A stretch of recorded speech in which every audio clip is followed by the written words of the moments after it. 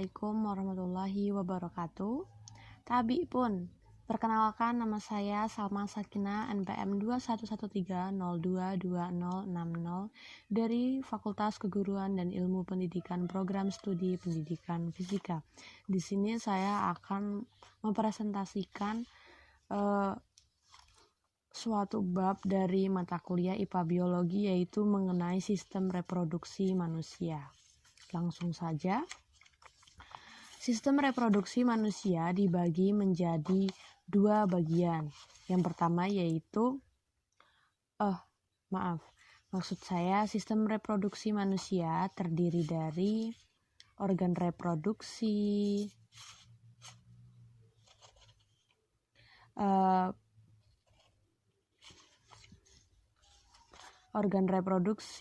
di mana organ reproduksi tersebut terdiri dari dua bagian, yaitu organ reproduksi pria dan organ reproduksi wanita. Mengenai organ reproduksi, lalu apa sih itu reproduksi? Reproduksi merupakan proses terbentuknya individu baru, di mana fungsi dari reproduksi ini ialah untuk melestarikan spesies agar tidak punah. Nah, organ reproduksi tadi dibedakan menjadi dua kan, organ reproduksi pria dan wanita. Organ reproduksi pria yang pertama terdiri dari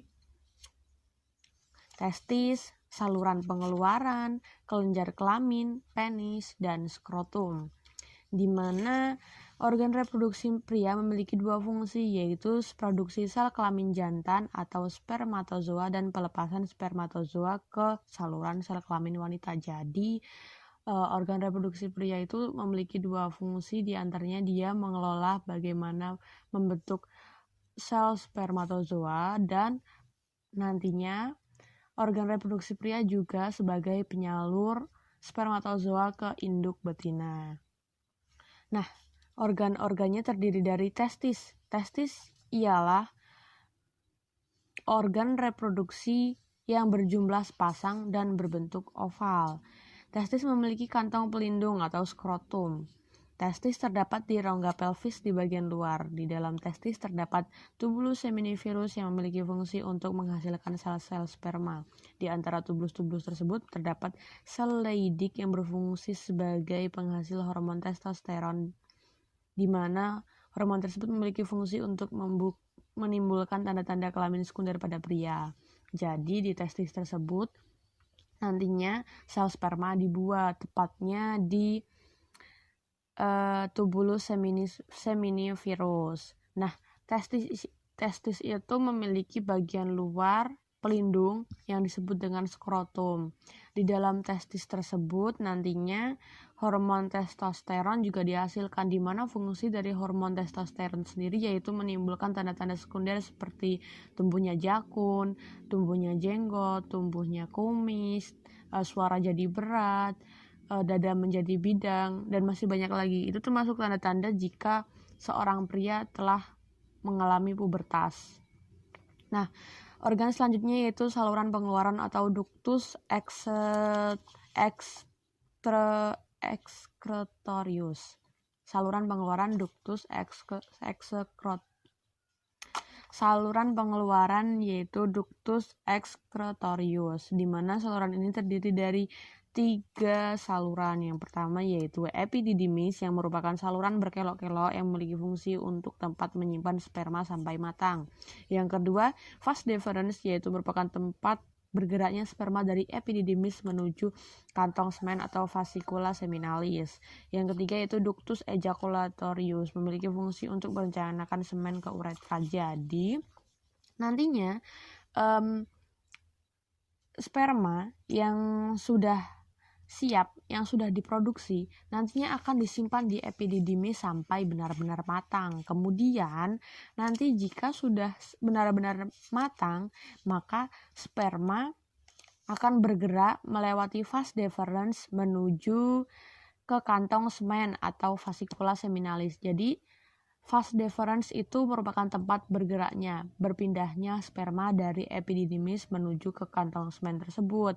Dan nantinya di kantong semen tersebut sperma nanti akan dipancarkan oleh ductus ejaculatorius. Nah, organ selanjutnya yaitu kelenjar kelamin. Kelenjar kelamin terdiri dari vesika seminalis, kelenjar prostat, kelenjar Cowperry. Di mana vesika seminalis itu adalah kelenjar yang berkelok-kelok dan terdapat di belakang kandung kemih, di mana kelenjar ini menghasilkan cairan berwarna kuning pekat mengandung makanan yang merupakan sumber energi untuk pergerakan sperma. Jadi sperma itu membutuhkan makanan, di mana nantinya sumber makanan tersebut disimpan di vesika seminalis ini atau saluran mani ini. Nah, catatan. Pada umumnya, pria dewasa yang normal memiliki 1 ml semen mengandung lebih kurang 250-500 juta sperma.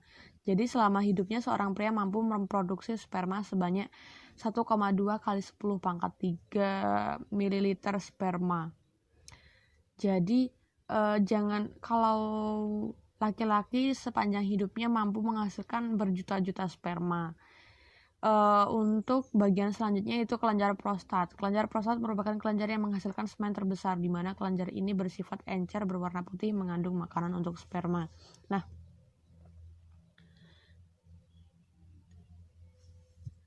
nantinya jadi makanan sperma nanti dihasilkan dari vesika seminalis, tapi ada tempat lain juga untuk menghasilkan makanan sel sperma yang berbeda, yaitu di kelenjar prostat, di mana nanti kelenjar prostat akan menghasilkan semen. Dia penghasil makanan terbesar di organ reproduksi pria. Makanan untuk sperma ya tentunya. Nah, selanjutnya kelenjar Cowperry atau glandula bulbouretralis. Kelenjar yang terdapat di sepanjang uretra ini memiliki fungsi untuk menyekresi cairan lendir bening yang menetralkan cairan urin yang bersifat asam yang tertinggal pada uretra. Jadi nanti di bagian sepanjang uretra, kelenjar ini akan menyekresi cairan lendir bening yang menetralkan cairan urin. Jadi urin di alat reproduksi pria nantinya akan dinetralkan oleh kelenjar Cowperry nanti. Oke, organ selanjutnya yaitu penis. Penis ialah alat kelamin luar yang berfungsi sebagai alat kopulasi, yaitu memasukkan sperma ke dalam saluran reproduksi pada wanita. Jadi nanti ketika fertilisasi, penislah yang digunakan untuk proses penyaluran sel sperma menuju induk betina.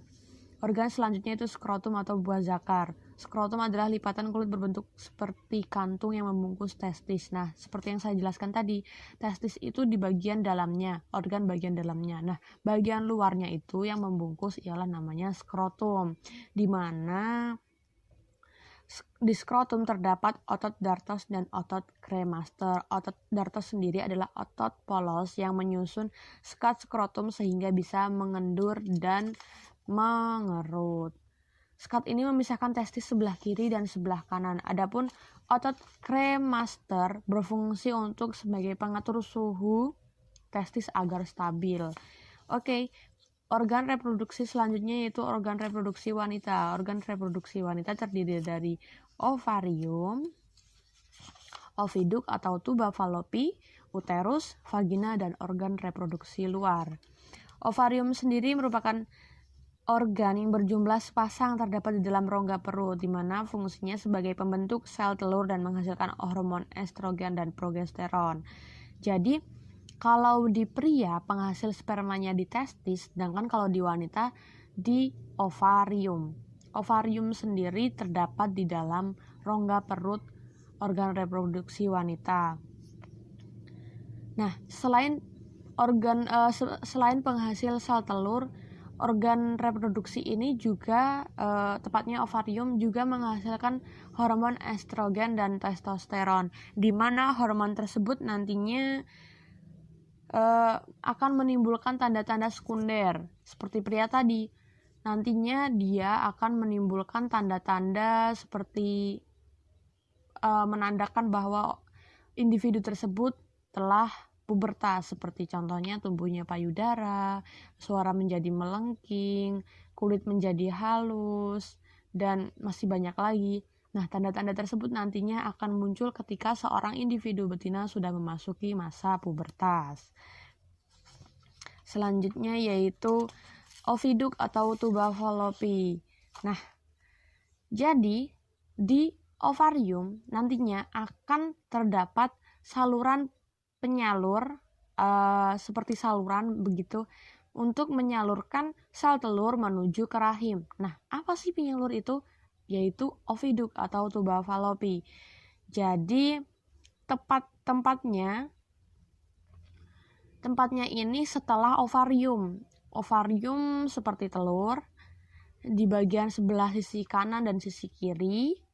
Lalu akan terdapat tempat penyalur menuju rahim. Nah, itu tempatnya dinamakan dengan oviduk. Nah, selain sebagai tempat jalan keluarnya sel telur, di oviduk juga nantinya akan digunakan sebagai tempat fertilisasi. Nah, tempat itu nanti akan digunakan sebagai tempat bertemunya sel telur dari wanita dan sel sperma dari induk jantan.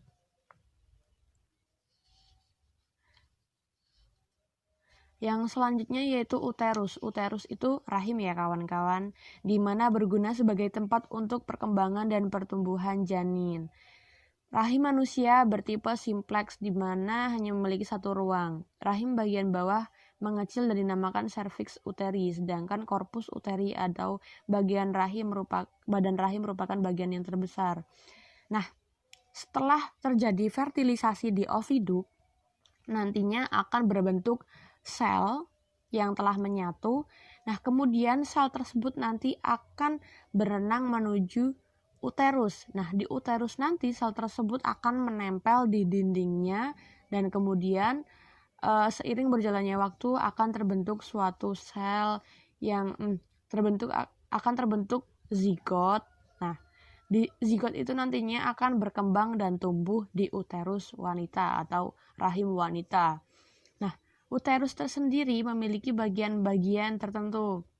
Jadi di bagian ujung, di bagian paling kecil di bawah itu namanya cervix. Sedangkan di bagian atas yang lebih besar ukurannya itu dinamakan corpus uteri. Nah, organ selanjutnya yaitu vagina. Vagina berbentuk seperti saluran yang berlapis otot membujur ke arah belakang dan atas. Bagian dalam vagina memiliki struktur yang berlipat-lipat berguna untuk mempermudah jalan keluarnya bayi. Dinding vagina menghasilkan kelenjar Bartolini. Jadi, vagina itu nanti sebuah saluran atau sebuah saluran di mana berguna untuk proses persalinan. Jadi, jika bayi nanti akan siap dilahirkan, maka dia akan keluar melalui saluran tersebut. Organ selanjutnya yaitu organ reproduksi luar, terdiri dari labia mayora atau bibir luar vagina yang tebal, labia minora, bibir dalam yang tipis, klitoris yang terdapat di bagian depan labia minora, orificium atau uretra yang merupakan saluran muara kencing, dan himen yang merupakan selaput darah yang terdapat di bawah saluran kencing. Oke, materi selanjutnya yaitu gametogenesis. Gametogenesis merupakan proses pembentukan gamet yang terjadi melalui pembelahan meiosis dalam alat reproduksi. Jadi, dalam pembentukan suatu sel sperma dan sel telur pada masing-masing induk maupun induk jantan maupun induk betina itu terdapat suatu proses. Nah, proses tersebut dinamakan gametogenesis. Nah, proses antara pria dan wanita atau induk jantan dan induk betina dalam proses pembentukan sel sperma dan sel telur itu berbeda tentunya. Yang pertama yaitu spermatogenesis. Nah, spermatogenesis merupakan proses pembentukan sel sperma pada individu jantan.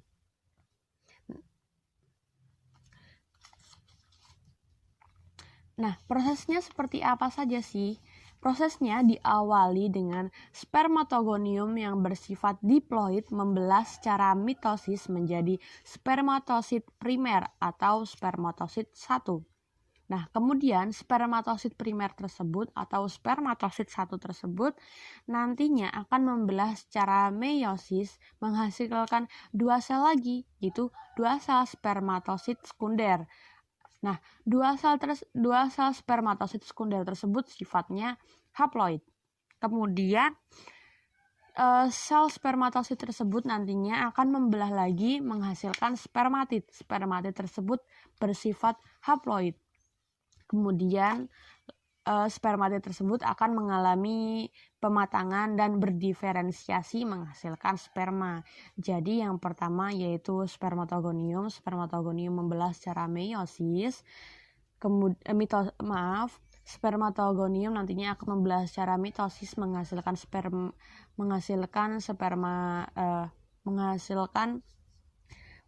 spermatosit sekunder yang bersifat haploid. Nah, kemudian nanti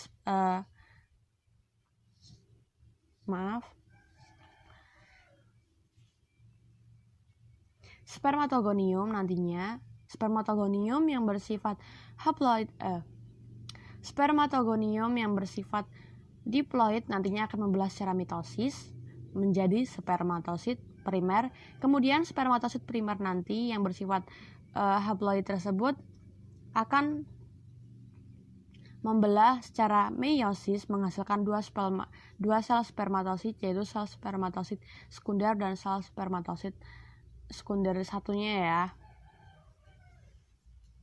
Nah, nanti sel spermatosit tersebut yang dihasilkan dari sel spermatosit sekunder tersebut yaitu sel spermatosit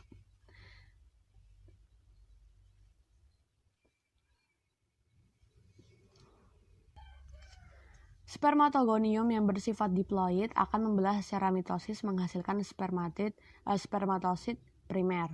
Kemudian spermatosit primer akan membelah lagi secara meiosis menghasilkan dua sel spermatosit sekunder yang bersifat haploid.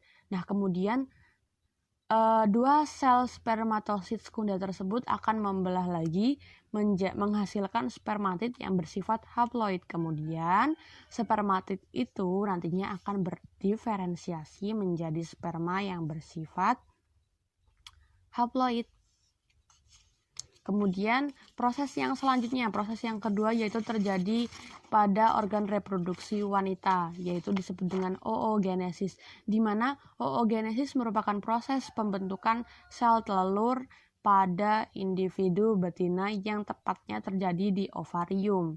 Prosesnya diawali dengan oogonium akan membelah secara meiosis menjadi oosit primer. Kemudian oosit primer tersebut selanjutnya akan membelah secara meiosis menghasilkan satu unit badan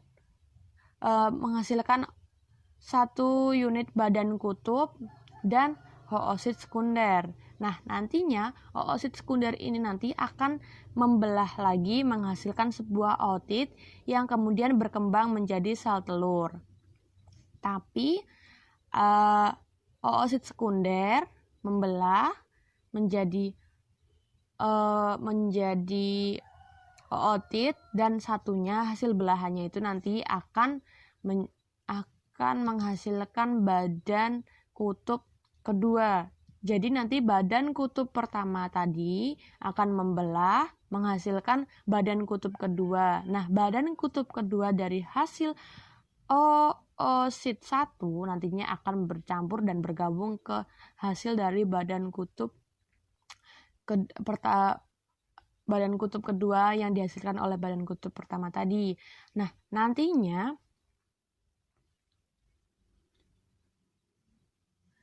badan kutub tersebut akan berdegenerasi, sedangkan sel ootit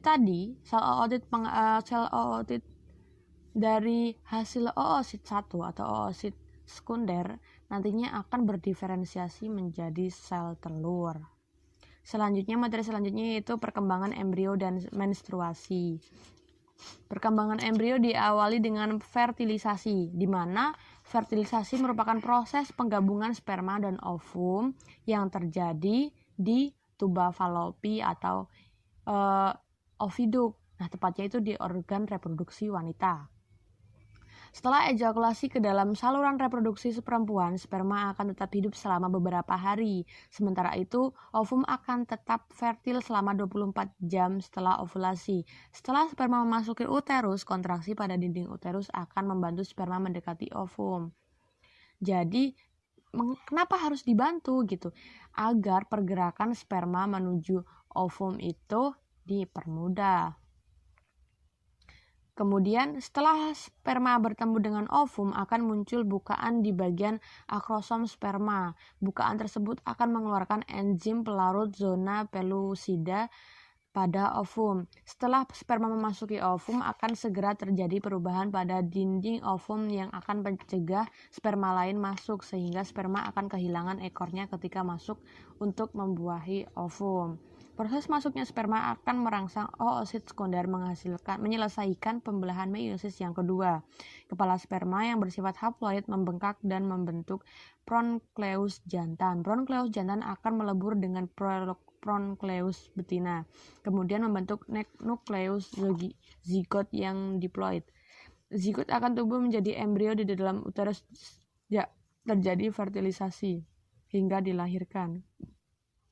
Jadi nantinya ketika sel telur bertemu dengan sel sperma akan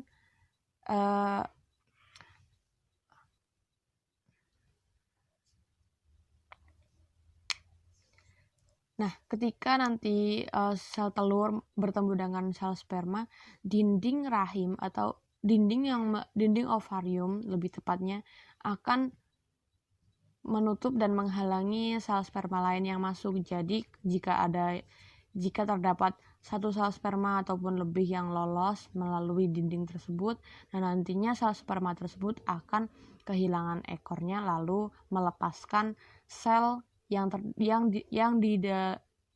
melepaskan sel yang dikandung oleh sel sperma tersebut nantinya. Nah, nanti jika sel sperma tersebut sudah lolos dan sudah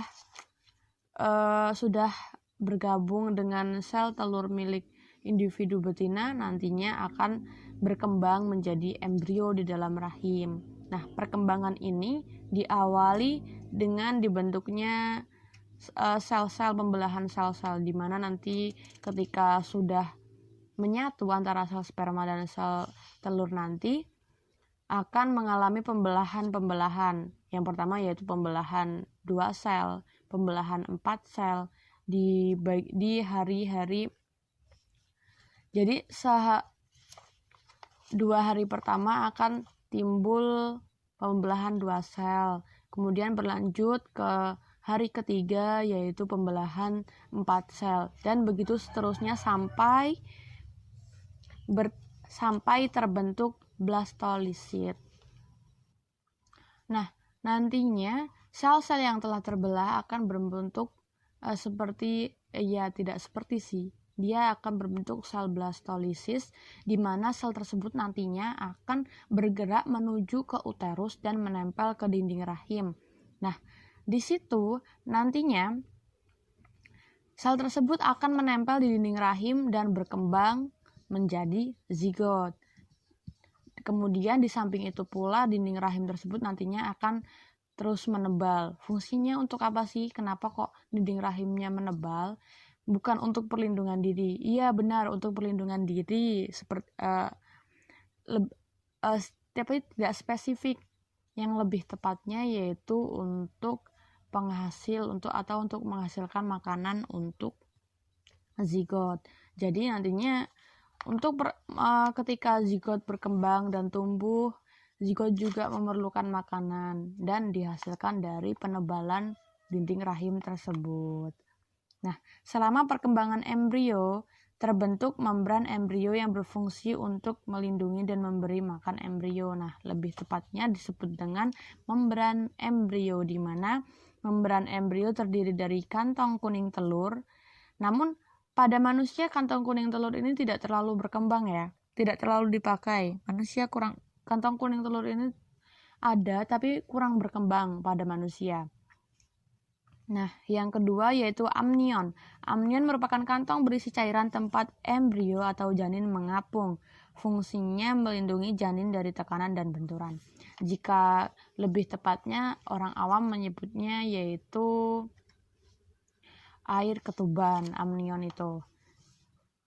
Jadi, air ketuban tersebut nantinya berfungsi untuk melindungi bayi dari goncangan, benturan. Jadi, ketika seorang ibu mengalami goncangan, maksudnya berlari atau terjatuh, nah nantinya bayi juga tidak akan terbentur seperti ibunya. Dia akan terlindungi dengan cairan amnion tersebut.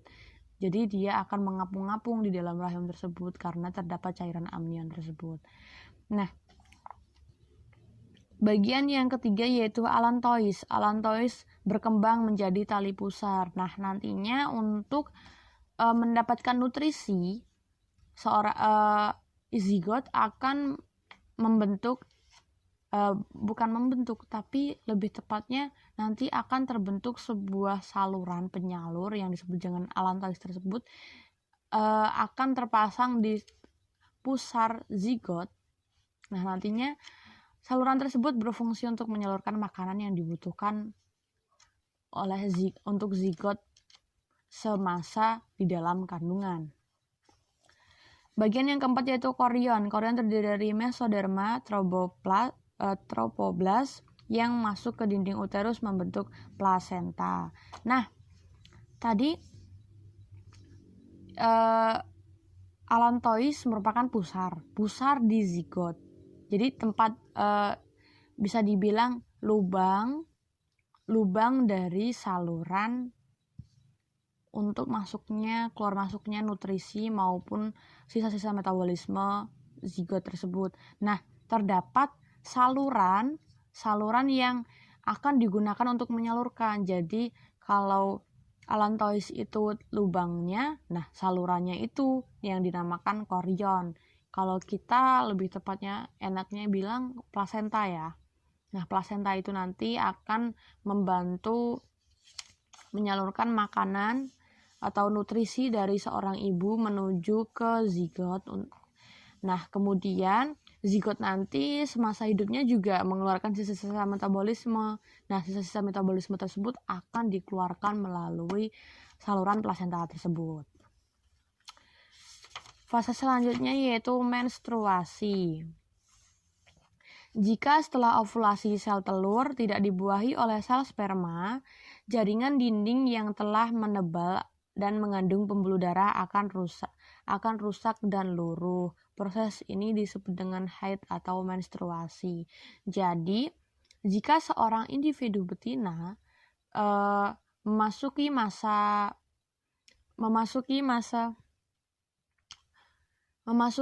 ovulasi, namun sel telurnya tidak kunjung dibuahi oleh sel sperma, nah nantinya dinding uterus atau dinding rahim tersebut akan terus-menerus menebal, kemudian luruh karena tidak dibuahi tersebut ya. Jadinya selnya nggak ada yang nempel di dinding rahim. Jadinya kemudian sel dinding rahim tersebut lama-kelamaan menebal, kemudian rusak dan luruh karena tidak digunakan tersebut. Luruh tersebut akan menghasilkan darah yang nantinya keluar. Nah, darah tersebut didapat dari mana? Ya dari dinding rahim yang menebal tersebut, karena dinding rahim tersebut mengandung pembuluh darah yang lumayan banyak. Nah, kemudian fase ini juga memiliki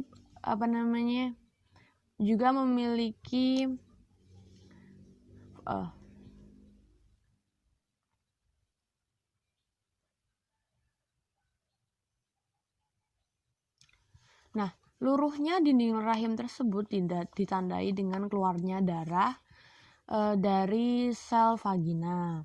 Kemudian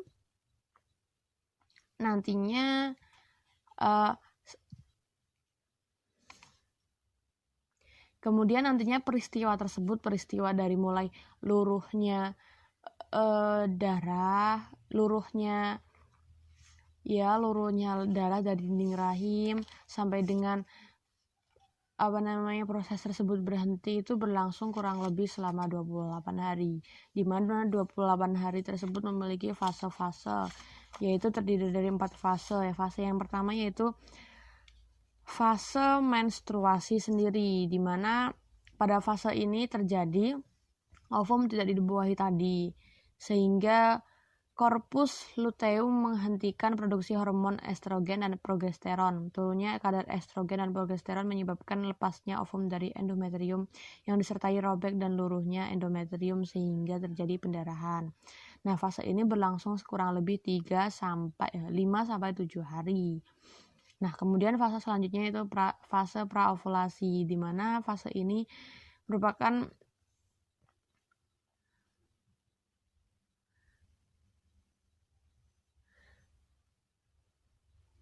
fase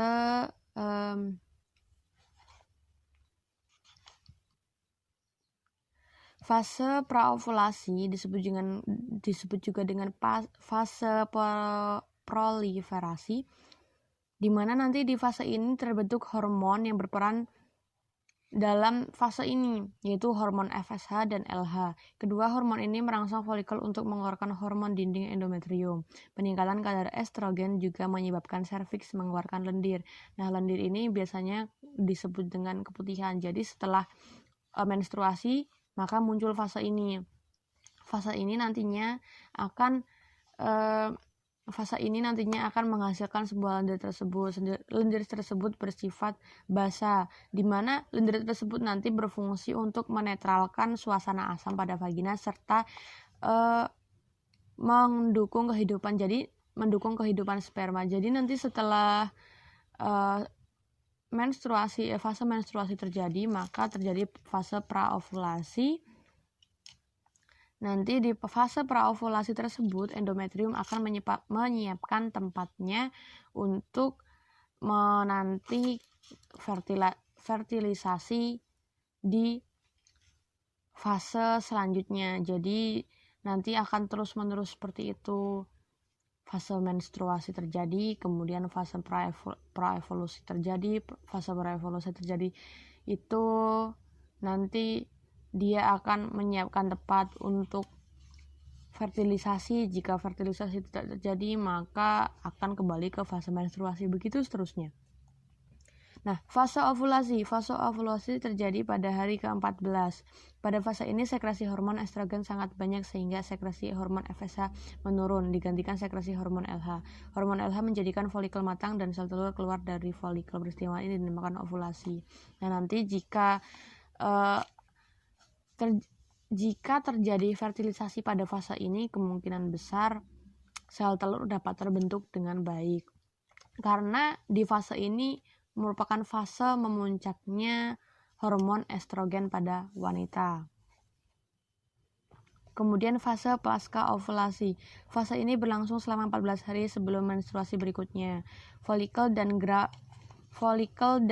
graf yang telah melepas oosit sekunder akan berkerut dan menjadi korpus luteum. Korpus luteum mengeluarkan hormon progesteron dan menghasilkan hormon estrogen, namun tidak sebanyak ketika terbentuk folikel. Progesteron mendukung kerja estrogen untuk mempertebal. Nah, jadi fase menstruasi terjadi, lalu kemudian ketika fase menstruasi selesai terjadi fase praovulasi. Fase praovulasi nantinya akan menyiapkan tempat untuk mendukung kehidupan sel sperma. Kemudian terjadi fase ovulasi, di mana fase tersebut merupakan fase yang tepat untuk proses fertilisasi. Namun jika fase fertilisasi tidak terjadi, maka akan memasuki fase pasca ovulasi, di mana dinding terus menebal dan tidak dibuahi. Nah, kemudian terjadi fase menstruasi kembali, begitu seterusnya. Nah, kemudian materi selanjutnya yaitu mengenai pembentukan membran embrio, sudah saya jelaskan tadi ya.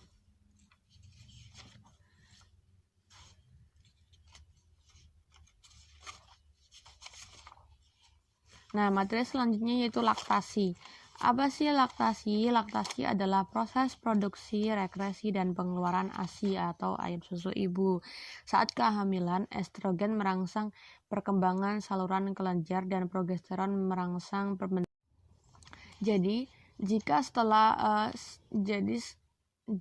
terjadi fertilisasi pada organ reproduksi wanita, nah nanti zigot akan terus berkembang hingga fase melahirkan. Kemudian jika setelah fase melahirkan nantinya hormon estrogen dan progesteron pada organ individu betina akan menurun. Nah, penurunan hormon estrogen dan progesteron ini nanti akan menyebabkan atau memicu laktasi, di mana laktasi nanti akan dikonsumsi oleh bayi yang telah melalui fase melahirkan tersebut. Manfaat ASI apa aja sih bagi bayi? Yaitu mudah dicerna dan mengandung nutrisi yang cukup optimal tentunya. Karena di saat bayi setelah lahir itu dia tidak dapat langsung mengkonsumsi makanan yang terdapat di lingkungan kita, walaupun minimal bubur ya, belum bisa. Nah, nutrisi pertama kali yang diperoleh dari bayi adalah ASI. Jadi selama beberapa bulan bayi akan terus-menerus mengkonsumsi ASI sampai dia bisa mengkonsumsi makanan seperti kita ya, makanan bayi lah minimal. Nah, manfaat yang kedua yaitu meningkatkan daya tahan tubuh bayi karena kolostrum. Susu yang pertama kali dihasilkan saat setelah kelahiran mengandung antibodi. Nantinya jika seorang individu atau seorang bayi mengkonsumsi ASI ini, maka daya tahan tubuhnya bisa lebih kuat dibandingkan bayi yang tidak mengkonsumsi ASI. Mengapa demikian? Karena terdapat sebuah susu yang pertama kali dihasilkan itu nanti berguna untuk proses daya tahan tubuh bayi tersebut. Nah, manfaat yang selanjutnya yaitu meningkatkan kecerdasan bayi. Di samping bermanfaat bagi bayi, bermanfaat pula bagi ibu bayi tersebut. Yang pertama yaitu menjadikan berat badan dan uterus kembali normal. Manfaat yang kedua, kontrasepsi alamiah. Yang ketiga, mengurangi stres, gelisah, kanker payudara, ovarium rahim, osteoporosis, dan aritris. Dan manfaat yang terakhir yaitu menghemat biaya. Tentu menghemat biaya karena kita tidak perlu mengeluarkan biaya untuk menyediakan konsumsi dari bayi karena individu betina telah menghasilkannya sendiri. Nah, materi selanjutnya yaitu pengaturan kelahiran atau KB. KB singkatan dari keluarga berencana merupakan usaha untuk mengukur jumlah dan jarak anak yang diinginkan. Jadi seorang individu betina memerlukan sistem ini dikarenakan jika tidak menggunakan sistem ini maka jumlah bayi dan jarak kelahirannya akan sangat dekat dan jumlah anak yang dihasilkan akan sangat banyak, dan tentunya ini nanti akan memicu berbagai masalah dalam kehidupan individu jantan maupun betina tersebut yang merupakan berperan sebagai ayah dan ibunya. Jika mereka menghasilkan banyak anak, tentunya kebutuhan hidup mereka akan lebih banyak.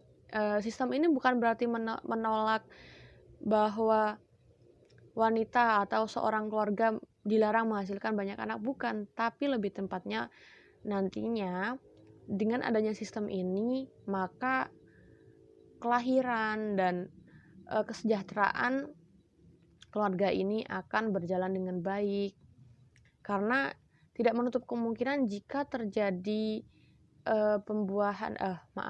jika terjadi kelahiran yang cukup dekat akan memberatkan di ibu dan juga di ekonomi keluarga tersebut. Nah, dari manfaat keluarga berencana ini beragam.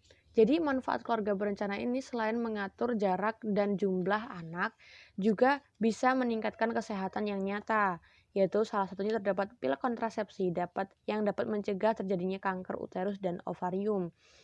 Nah, penggunaan kondom dapat mencegah penularan penyakit menular seksual seperti HIV. Meskipun penggunaan alat dan obat kontrasepsi mempunyai efek samping dan resiko. Nah, meskipun kita menggunakan alat tersebut yang dibilang bisa bisa menimbulkan kesehatan bagi kita, tapi juga memiliki efek samping. Kadang-kadang juga merugikan kesehatan. Namun demikian, benefit penggunaan alat atau obat kontrasepsi tersebut akan lebih besar dibandingkan tidak menggunakan. Begitu. Manfaatnya yaitu mencegah kehamilan yang tidak diinginkan, mengurangi risiko aborsi, mengurangi angka kematian bayi, membantu mencegah HIV atau AIDS, menjaga kesehatan mental keluarga, menurunkan kematian ibu. Nah, tidak menutup kemungkinan jika proses kelahiran antara anak yang pertama dengan anak yang kedua itu cukup dekat, tidak menutup kemungkinan kesehatan mental keluarga pun akan terganggu.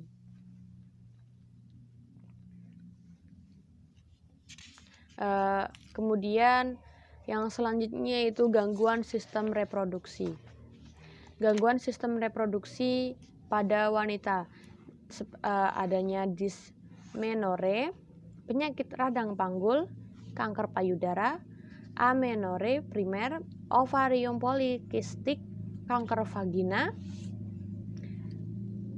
endometriosis, penyempitan tuba Fallopi, mola hidatidosa, mioma uterus. Nah, sedangkan gangguan sistem reproduksi pada laki-laki yaitu disfungsi ereksi, ginekumastia, kanker penis, hipogonadisme, kriptokokridisme, uretritis, orkitis, prostatitis.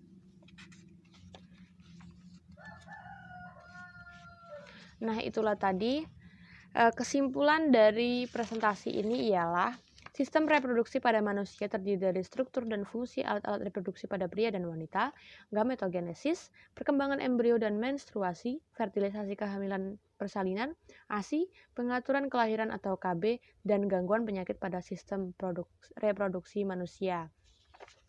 Demikianlah tadi presentasi yang saya sampaikan. Mungkin banyak kekurangan yang saya peroleh dari presentasi ini. Mungkin banyak kekurangan yang saya